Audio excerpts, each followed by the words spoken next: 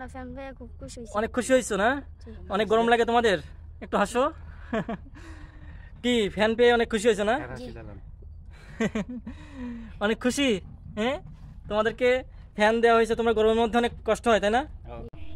আসসালামু আলাইকুম সম্মানিত দর্শক, আমরা চলে আসছি রহমানিয়া হাফিজিয়া ও ইয়াতিমখানা মাদ্রাসায়, ময়মনসিংহ সদরে এক প্রত্যন্ত অঞ্চলে। আমি কিছুদিন আগে এসে দেখলাম এই মাদ্রাসায় ছাত্ররা পড়াশোনা করতেছে খুব গরমের মধ্যে, ফ্যান নাই, তারা গরমের মধ্যে পড়াশোনা করতে পারতেছে না।